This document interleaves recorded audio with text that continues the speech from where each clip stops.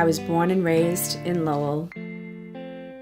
Both my parents were born and raised in Lowell.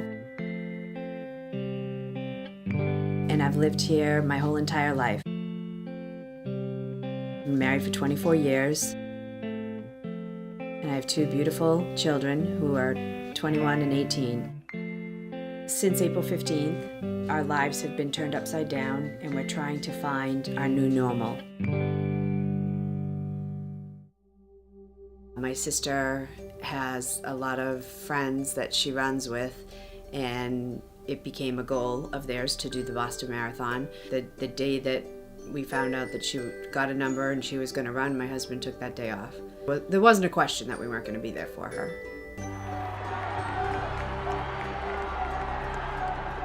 We had never been there before, so I was just amazed at just the enthusiasm. You could sense that everybody kind of had the same feeling. We weren't even there for 10 minutes, I don't think.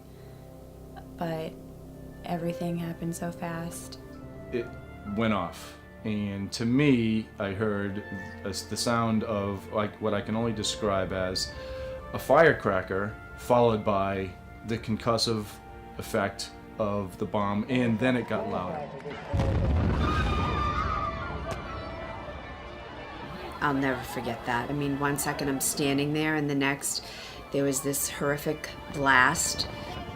The horror of those few seconds, the smell, the screaming, the confusion, and I just remember thinking like, no, like this didn't just happen, no.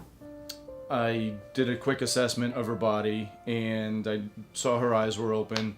I knew she was okay, at least alive, and then I started to look down the rest of her body, and that's when I got to her legs. What prompted me into action was I saw her blood leaving her body with every heartbeat. You could actually see the heart pumping the blood out right onto the sidewalk. The second one went off while I was applying the tourniquets. I knew it was another device, but I couldn't leave my wife. So I stayed there and just comforted her as much as I could. And then they put her on the gurney. And that's when I sent Tyler that text message.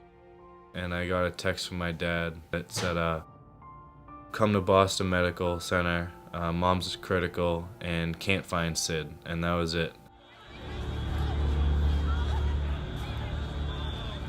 So when I came to, there were just all these men around me, and they were putting pressure on my thigh and just telling me like, you're gonna be okay, buddy, just hold on to my shirt, squeeze as tight as you can, and keep your eyes open.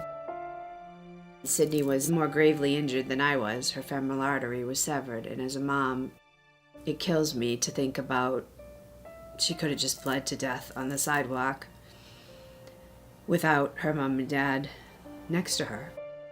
I probably got from Lowell to Boston Medical Center in 20 minutes, and it usually takes like 45 minutes to get there. The first person I saw when I walked into the hospital was my dad, some weird coincidence.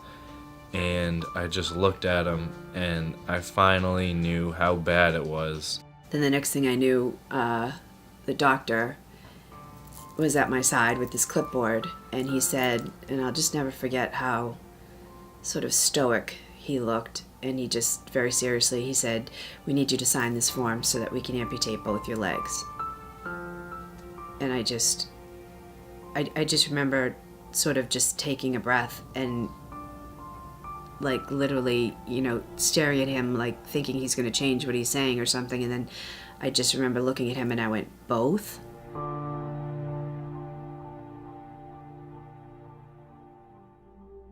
When I realized that I thought we were going to be okay as a family was when they were put together in the same room, were able to see each other. We didn't laugh or smile for a little while, but that eventually did come. First thing she said to me was, I can't believe I didn't see you finish this thing. I said to her, we're gonna run you a marathon next. And that's what we've been doing this year. This year has been a marathon. And it started out slow, and we've had our heartbreak hills, we've had every piece of it.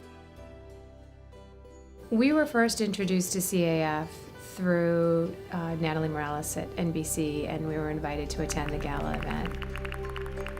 I just knew that I had to get her there to help heal her head. That's what was hurting the most, she was just so afraid of what her new life was going to be like. And CAF did a great job. They put her in touch with Jamie Goldman, who's also a double amputee. We spent almost an hour on the phone just talking and chatting and crying. I never met this woman, but I could feel her pain through the phone of what is my future going to be. And she wanted to know that, am I going to walk again? Will I be able to walk my children down the aisle someday? All these unanswered questions that, yes, your prosthetists and your doctors can tell you, but for me to share my story with her and let her know I've lived almost a similar path from the age of 19, it helped her realize I can do this. The milestones that we would hit, the things that we would do, I would sort of be like,